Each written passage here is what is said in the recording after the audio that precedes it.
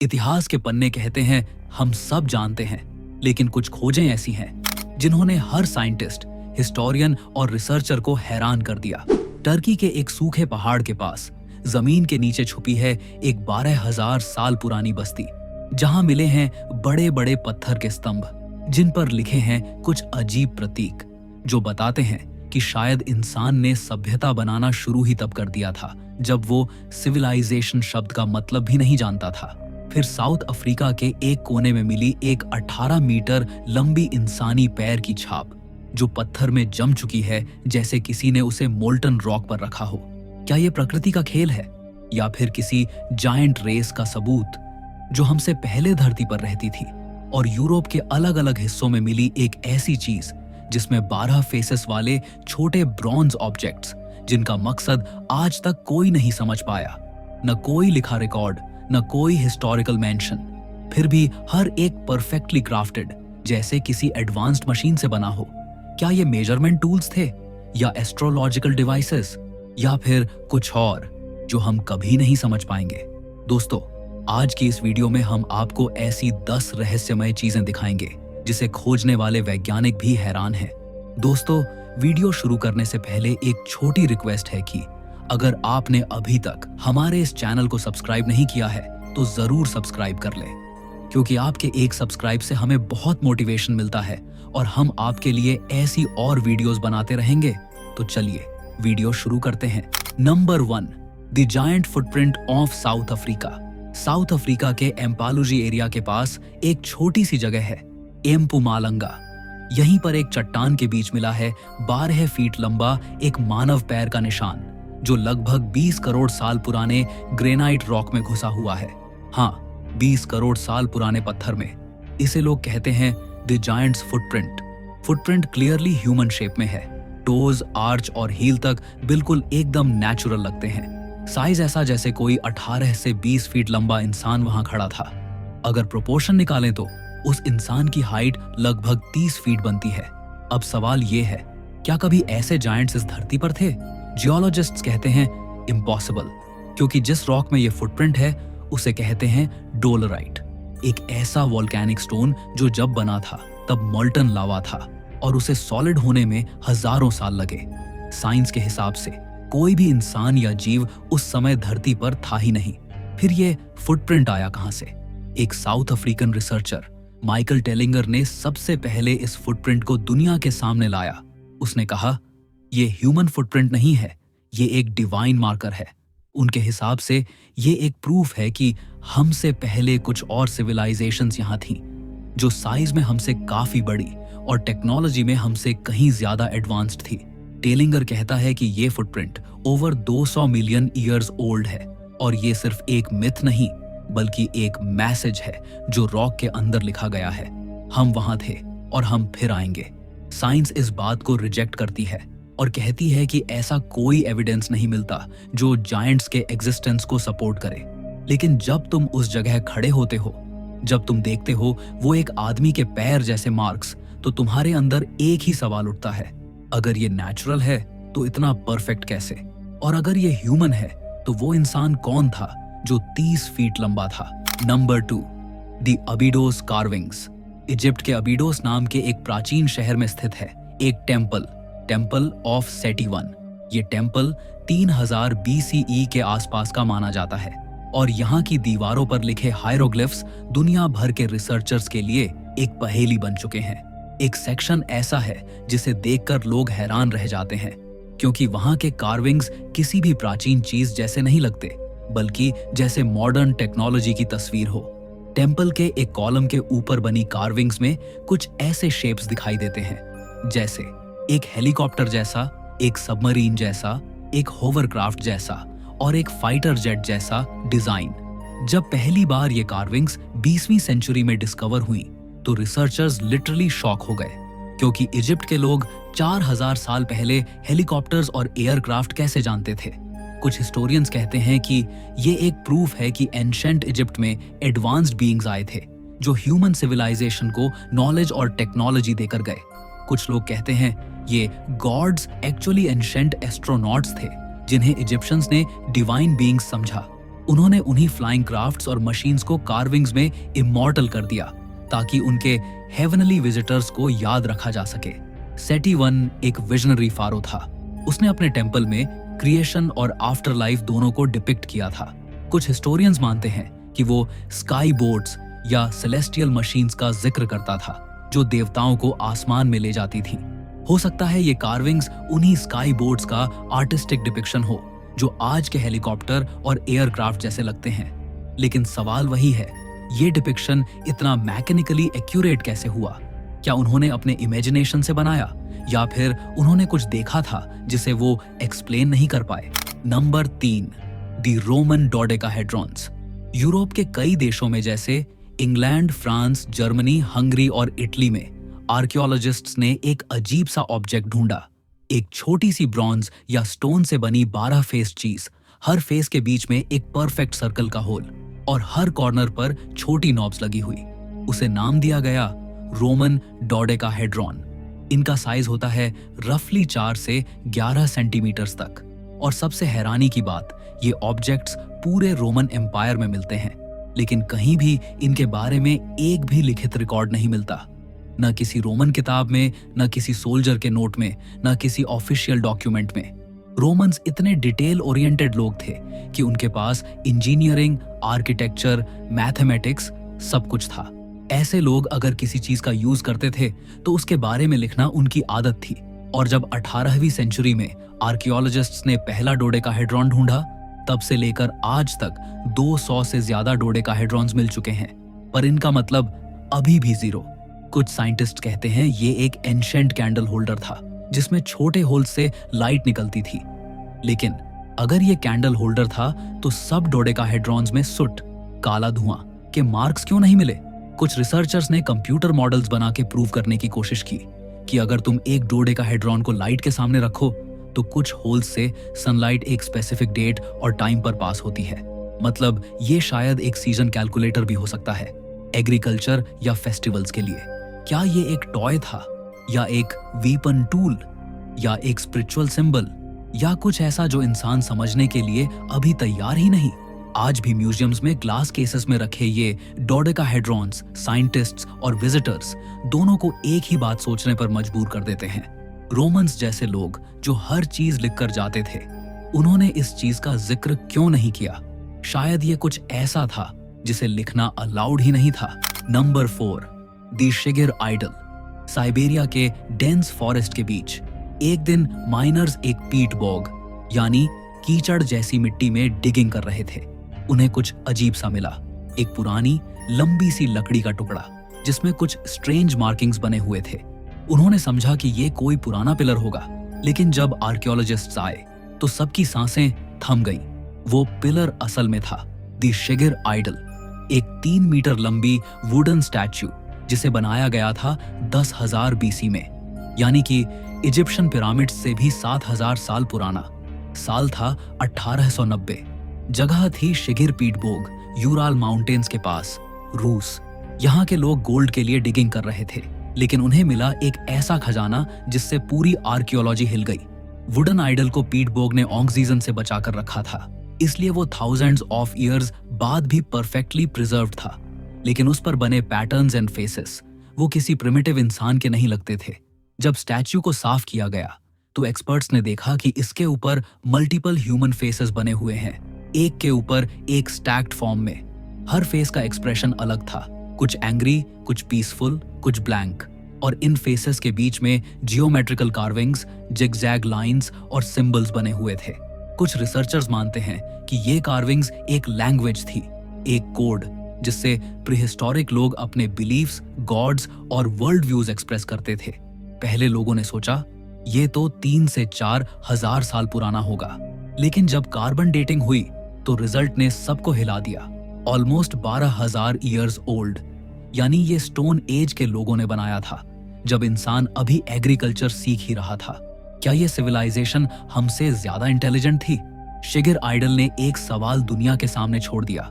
अगर 12,000 साल पहले के लोग इतने आर्टिस्टिक और सिंबॉलिक थे, तो क्या हम उन्हें प्रिमिटिव कह सकते हैं? या फिर वो किसी ऐसी नॉलेज सिस्टम का हिस्सा थे जो हमने टाइम के साथ खो दिया? आज शिगिर आइडल येकतेरिनबर्ग म्यूजियम रूस में रखा है और साइंटिस्ट्स अब भी उसके कोड्स को डिकोड करने में लगे हुए हैं। 12,000 साल पुरानी एक वुडन मूर्ति जिसमें लिखा है इंसान के समझ से परे एक संदेश। शिगिर आइडल एक साइलेंट विटनेस है हमारे भूल गए पास्ट का। नंबर 5, दी उबैद लिजर्डमैन स्टैच्यूज। साउथ इराक के एक एंशिएंट टाउन अल उबैद में 1919 में आर्कियोलॉजिस्ट्स एक्सकेवेशन कर रहे थे। वहां उन्हें मिला कुछ छोटे पुराने टेराकोटा स्टैच्यूज, लेकिन इन स्टैच्यूज में कुछ अजीब था। ये फिगर्स इंसान के जैसे थे, लेकिन उनके चेहरे बिल्कुल रिप्टाइल जैसे। लिजर्ड की तरह लंबे हेड्स, बड़े आंखें और स्केली स्किन जैसी टेक्सचर। और सबसे शॉकिंग बात, उनमें से कुछ फीमेल फिगर्स प्रेगनेंसी के पोज में थी, यानी lizard human hybrid mothers. Ubaid culture लगभग 5000 बीसी में एग्जिस्ट करता था, सुमेरियंस के आने से पहले। ये लोग फार्मिंग करते थे, पॉटरी बनाते थे और टेम्पल्स भी थे उनके पास। लेकिन किसी को ये नहीं समझ आया कि खोर को उन्होंने अपने देवताओं को इंसान नहीं रिप्टाइल क्यों दिखाया। एक स्टैच्यू में एक लिजर्ड फेस्ड फिगर ने स्टाफ पकड़ा हुआ था, जैसे कोई लीडर या प्रिस्ट हो। दूसरे में एक फीमेल रेप्टिलियन बेबी को गोद में लिए हुए थी। आर्कियोलॉजिस्ट्स ने जब ये स्टैच्यूज देखी तो उन्होंने कहा कि ये शायद सिंबॉलिक फिगर्स हैं, एक इमेजिनेशन या मिथ का पार्ट। लेकिन यहाँ प्रॉब्लम ये है, ये रेप्टिलियन फीचर्स पूरे रीजन में कंसिस्टेंट है। न सिर्फ अल उबैद बल्कि नजदीकी साइट्स में भी ऐसे ही स्टैच्यूज मिले। यानी ये कोई एक आर्टिस्ट का इमेजिनेशन नहीं था, बल्कि एक शेयर्ड बिलीफ सिस्टम था। वर्ल्ड के हर कल्चर में स्नेक्स और रिप्टाइल्स डिवाइन माने गए हैं। इजिप्ट में थॉथ और सोबेक जैसे गॉड्स, इंडिया में नागास, मेसोअमेरिका में क्वेटजलकोटल, फेदर्ड सरपेंट गॉड। सब जगह रिप्टाइल्स को विजडम और रिबर्थ के सिंबल के रूप में देखा गया है। तो क्या उबैद लोगों ने भी स्नेक्स को गॉड का मैसेंजर माना था, या उन्होंने कुछ और रियल देखा था? अल उबैद साइट में एक टेंपल कॉम्प्लेक्स भी मिला, जहां इन स्टैच्यूज के फ्रैगमेंट्स मिलते हैं। कुछ आइडल्स के हाथ में स्टाफ और ब्रेसलेट्स भी हैं। मतलब ये कोई ऑर्डिनरी फिगर नहीं, बल्कि लीडर्स या डिवाइन बीइंग्स थे। लिजर्ड फेस्ड आइडल्स के साथ कुछ वर्शिप आर्टिफैक्ट्स भी मिले, जो दिखाते हैं कि लोग इन्हें रिवियर करते थे, जैसे हम मॉडर्न टाइम्स में देवताओं की मूर्तियों को करते हैं। अगर 7000 साल पहले के लोग रिप्टाइल लाइक क्रिएचर्स को वर्शिप कर रहे थे, तो क्या ये सिर्फ मिथ था या कुछ ऐसा एविडेंस जिसे हिस्ट्री छुपाना चाहती है? नंबर 6, दी फुएंटे मैग्ना बाउल। 1950 के आसपास बोलीविया के एक फार्मर ने टिटिकाका लेक के पास एक पुरानी बाउल पाई, एक स्टोन बाउल, जिसे बाद में आर्कियोलॉजिस्ट्स ने नाम दिया दी फुएंटे मैग्ना बाउल। पहली नजर में ये एक नॉर्मल एंशिएंट आर्टिफैक्ट लगती थी, लेकिन जब रिसर्चर्स ने उसके अंदर लिखा हुआ टेक्स्ट देखा तो सबका होश उड़ गया, क्योंकि उस बाउल के अंदर लिखा हुआ था क्यूनिफॉर्म और प्रोटो सुमेरियन स्क्रिप्ट में। क्यूनिफॉर्म लिखाई तो सिर्फ मेसोपोटामिया, इराक में मिलती थी, जो साउथ अमेरिका से हजारों किलोमीटर दूर है। तो फिर बोलीविया के लोग सुमेरियन लखाई कैसे जानते थे? सुमेरियन सिविलाइजेशन दुनिया की सबसे पुरानी लखाई और एडवांस्ड कल्चर मानी जाती है, जबकि बोलीविया के पास उस टाइम थी त्याहुआनाको सिविलाइजेशन, जो लेक टिटिकाका के पास रहती थी। एक सिविलाइजेशन मिडिल ईस्ट में और दूसरी साउथ अमेरिका में, और दोनों के सिंबल्स एक जैसे। क्या ये कोइंसिडेंस हो सकता है? आर्कियोलॉजिस्ट्स के लिए ये इम्पॉसिबल था, क्योंकि उनके हिसाब से ये दोनों कल्चर्स कभी मिले ही नहीं। बाउल के अंदर 2 अलग स्क्रिप्ट्स मिली, एक प्रोटो सुमेरियन राइटिंग और दूसरी पिक्टोग्राफिक स्क्रिप्ट, जो साउथ अमेरिका के लोकल कल्चर से मिलती जुलती थी। मतलब ये बाउल एक रिलीजियस आर्टिफैक्ट लगती है, और अगर लखाई जेन्युइन है तो इसका मतलब है कि सुमेरियंस और साउथ अमेरिकन्स के बीच डायरेक्ट या इनडायरेक्ट कनेक्शन था। अगर फुएंटे मैग्ना बाउल सच में पुरानी है, तो इसका मतलब है कि सुमेरियंस ने या तो साउथ अमेरिका तक ट्रैवल किया था, या फिर दोनों सिविलाइजेशंस के बीच कोई और ब्रिज था। शायद एक लॉस्ट ग्लोबल सिविलाइजेशन जो सबको नॉलेज देकर गई थी। कुछ हिस्टोरियंस कहते हैं ये बाउल एक प्रूफ है कि पुरानी सभ्यताओं के पास सी ट्रैवल और एस्ट्रोनॉमी का नॉलेज था। शायद उन्होंने ओशन क्रॉस करके एक दूसरे से ज्ञान शेयर किया। बोलीविया के टिटिकाका के पास वो स्टोन बाउल आज भी चुप है। शायद उस पर लिखे लफ्ज हमारे एंसेस्टर्स का संदेश है, जिसे हम अभी तक समझने के लिए तैयार नहीं हुए। Number 7, the Saqqara bird. साल था 1858। इजिप्ट के सक्कारा नेक्रोपोलिस के अंदर एक आर्कियोलॉजिस्ट ने एक छोटी सी वुडन फिगर ढूंढ निकाली, बस 14 सेंटीमीटर की, हल्के वुड से बनी, एक चिड़िया जैसी लगती थी, लेकिन ध्यान से देखो तो कुछ अलग था। उसके पास टेल रडर था, लेकिन लेग्स या क्लॉज नहीं थे, और सबसे शॉकिंग, उसके विंग्स बिल्कुल एरोडायनामिक कर्व में बने थे, बिल्कुल वैसा जैसे मॉडर्न एयरप्लेन्स के विंग्स होते हैं। शुरू में आर्कियोलॉजिस्ट्स ने सोचा ये बस एक टॉय या कोई रिलीजियस सिंबल होगा। इजिप्शियंस बर्ड्स को सोल और फ्रीडम के सिंबल के रूप में मानते थे, लेकिन जब साइंटिस्ट्स ने उस शेप को क्लोजली स्टडी किया तो उन्होंने कहा ये एक एरोडायनामिक डिजाइन है, और ऐसे शेप्स तब तक सिर्फ 19वीं सेंचुरी के एरोनॉटिक्स में जाने जाते थे। कुछ हिस्टोरियंस ने इस थ्योरी को प्रपोज किया कि ये ऑब्जेक्ट एक्चुअली एक mini model of A glider था। इजिप्ट के लोग शायद एयर करंट्स और एरोडायनामिक्स का बेसिक ज्ञान रखते थे। 1970 के दशक में एक इजिप्शियन डॉक्टर खलील मैसिहा ने सक्कारा बर्ड का रिप्लिका बनाया, लेकिन उसमें टेल रडर ऐड किया, और जब उसने विंड टनल में टेस्ट किया तो वो ऑब्जेक्ट स्टेबलाइज्ड फ्लाइट में गया, हल्का सा ग्लाइड किया जैसे कोई ग्लाइडर करता हो। सक्कारा बर्ड, जिसका एज एस्टिमेट है 200 BCE के आसपास, वो उस वक्त के लिए एक इम्पॉसिबल क्रिएशन थी। उस समय इजिप्ट में ऐसे साइंटिफिक डिजाइन का कोई रिकॉर्ड नहीं मिलता। कुछ रिसर्चर्स कहते हैं इजिप्ट के पास एडवांस्ड मैकेनिकल और एस्ट्रोनॉमिकल नॉलेज था। उन्होंने पिरामिड्स परफेक्ट अलाइनमेंट में बनाए, तो एरोडायनामिक्स समझना कोई बड़ी बात नहीं थी। आज भी सक्कारा बर्ड कैरो म्यूजियम में रखा है, लेकिन उसके पास लिखा लेबल सिर्फ इतना कहता है, वुडन बर्ड अननोन पर्पस। एक 2200 साल पुरानी छोटी सी वुडन बर्ड जो हवा में उड़ने के लिए परफेक्टली डिजाइन है। अगर ये बस एक टॉय है तो उस जमाने के लोग किस लेवल के क्राफ्ट्समैन थे, और अगर ये एक मॉडल है किसी रियल मशीन का, तो क्या एंशिएंट इजिप्शियंस ने स्काई ट्रैवल का राज जान लिया था। Number 8, the Sacsayhuaman walls. Peru के एक पुराने शहर कुस्को के पास मौजूद है एक ऐसी दीवार, सैक्साहुआमान, जिसे देखकर लगता है जैसे किसी ने पत्थरों को मिट्टी की तरह मोड़ दिया हो। ये पुरानी इंका सिविलाइजेशन की क्रिएशन मानी जाती है, लेकिन इसके पीछे जो सवाल है वो आज तक अनसॉल्व्ड है। इन लोगों ने इतने मैसिव स्टोन्स, जिनमें से कुछ 300 टन से भी ज्यादा के हैं, उन्हें बिना मॉडर्न टूल्स के कैसे उठाया और परफेक्ट फिट कैसे किया। यहाँ के स्टोन्स इतने एक्यूरेटली फिट किए गए हैं कि उनके बीच एक पेपर तक नहीं घुस सकता, ना कोई सीमेंट, ना मॉर्टर। फिर भी ये वॉल्स सदियों से अर्थक्वेक्स को झेल चुकी हैं बिना हिलाए। साइंटिस्ट्स के लिए ये एक इंजीनियरिंग मार्वल है, लेकिन कुछ लोगों के लिए ये कुछ और ही कहानी कह रही है।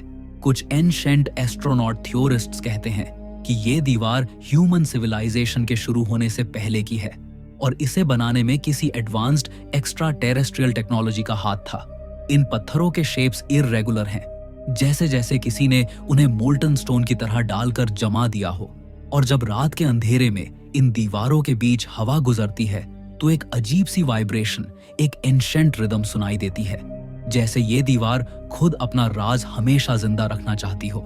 सैक्साहुआमान, एक ऐसा स्थान जहां पत्थर बोलते नहीं लेकिन महसूस करते हैं, और उनका हर कर्व, हर कट एक अनसॉल्व्ड कहानी कहलाता है। क्या ये सच में इंसानों ने बनाई थी, या फिर किसी और ने उनके हाथों से बनवाई। Number 9, the Phaistos disc. Crete के आइलैंड पर एक पुराने मिनोअन पैलेस के अंदर आर्कियोलॉजिस्ट्स को मिला एक ऐसा ऑब्जेक्ट जो पूरी आर्कियोलॉजी दुनिया के लिए एक मिस्ट्री बॉम्ब बन गया। ये था द फेस्टोस डिस्क। मिट्टी का बना ये डिस्क लगभग 3700 साल पुराना माना जाता है, और दोनों साइड्स पर लिखा हुआ है कुछ ऐसे सिंबल्स जो किसी भी नोन लैंग्वेज से मैच नहीं करते। इन सिंबल्स को किसी ने लिखा नहीं था, प्रेस किया गया था, जैसे किसी एंशिएंट टाइपराइटर का यूज हुआ हो। मतलब प्रिंटिंग टेक्नोलॉजी का एक फॉर्म हजारों साल पहले। डिस्क पर कुल 241 सिंबल्स हैं। कुछ लोग कहते हैं कि ये एक प्रेयर है, कुछ कहते हैं एक कैलेंडर, और कुछ कहते हैं एक एलियन कोड। कुछ तो इसे एक लॉस्ट सिविलाइजेशन अटलांटिस कॉलोनी का सबूत भी मानते हैं। लेकिन असली राज ये है कि इस लैंग्वेज को आज तक कोई नहीं पढ़ पाया, न कोई डिकोड कर सका, न कोई ट्रांसलेशन मिल पाई। हर बार जब कोई एक्सपर्ट ये क्लेम करता है कि उसने इसका अर्थ समझ लिया है, कुछ दिन बाद वो थ्योरी खुद ही गिर जाती है, जैसे डिस्क अपना सीक्रेट किसी को बताना ही नहीं चाहता। एक छोटा सा डिस्क, मिट्टी का बना हुआ, लेकिन उसके अंदर छुपा है एक मैसेज फ्रॉम द पास्ट जो हजारों साल बाद भी हमें समझ नहीं आता। जैसे ये कह रहा हो, तुम चाहे कितने भी आगे बढ़ जाओ, हमारे कुछ राज कभी नहीं समझ पाओगे। द फेस्टोस डिस्क, एक सर्कुलर पजल जिसमें घुमा दो तो दुनिया का सबसे पुराना एनक्रिप्टेड कोड घूम जाता है। क्या ये किसी एंशिएंट साइंटिस्ट का एक्सपेरिमेंट था या किसी एलियन सिविलाइजेशन का फॉरगॉटन लैंग्वेज? ये राज आज भी क्रीट की जमीन के अंदर छुपी कहानियों में गुप्त है और शायद हमेशा रहेगा। नंबर 10, गोबेकली टेपे, तुर्की। कहानी शुरू होती है तुर्की के शानलियुर्फा रीजन के एक रेगिस्तानी पहाड़ी से, जहां 1990 के दौरान एक ऑर्डिनरी एक्सकेवेशन चल रही थी। आर्कियोलॉजिस्ट्स को लगा यहां कुछ छोटी मोटी पुरानी चीजें मिलेंगी, लेकिन उन्होंने जिसे ढूंढ निकाला उसने पूरी ह्यूमन हिस्ट्री को हिला कर रख दिया। उस जगह का नाम था गोबेकली टेपे, और जब इसका एज टेस्ट हुआ तो सब हैरान रह गए। ये जगह 12,000 साल पुरानी थी, मतलब स्टोनहेंज से 6,000 साल पहले, और पिरामिड से भी ज्यादा पुरानी। यहां मिले मैसिव स्टोन पिलर्स जिन पर जानवरों के कार्विंग्स बने हुए हैं, लाइन्स, स्नेक्स, वल्चर्स और भी अननोन क्रिएचर्स। हर पिलर का वेट 10 से 20 टन के बीच था और सबको एक सर्कुलर टेम्पल स्ट्रक्चर के रूप में सजाया गया था। सबसे हैरानी की बात, उस समय लोग हंटिंग और गैदरिंग फेज में थे। उनके पास न मेटल था न वूल, फिर भी उन्होंने इतनी मैसिव और डिटेल्ड स्टोन आर्किटेक्चर कैसे बना ली? साइंटिस्ट्स कहते हैं ये वर्ल्ड्स फर्स्ट टेम्पल था, लेकिन कुछ एक्सपर्ट्स मानते हैं कि गोबेकली टेपे सिर्फ एक टेम्पल नहीं बल्कि एक मिस्ट्री कोड है जो एंशिएंट ह्यूमंस और स्काई गॉड्स के बीच के कनेक्शन को बताता है। और जब एक्सकेवेशन आगे बढ़ी, एक और शॉकिंग बात सामने आई। ये पूरा साइट जानबूझकर जमीन के नीचे दफन किया गया था। किसने किया? क्यों किया? क्या उन लोगों को कोई ऐसी चीज मालूम थी जिससे दुनिया को बचाना था, या ये उनके देवताओं के डिपार्चर का साइन था? आज भी गोबेकली टेपे खुला है, लेकिन हर स्टोन, हर कार्विंग, हर सर्कुलर टेम्पल एक साइलेंट मैसेज देता है। ह्यूमन सिविलाइजेशन इतनी सिंपल नहीं थी जितना हम सोच लेते हैं। हो सकता है गोबेकली टेपे वो मिसिंग लिंक हो जहां इंसान ने पहली बार अपने देवताओं से मिलना सीखा था, और जहां से शुरू हुआ था सब कुछ, रिलीजन, बिलीफ और मिस्ट्री।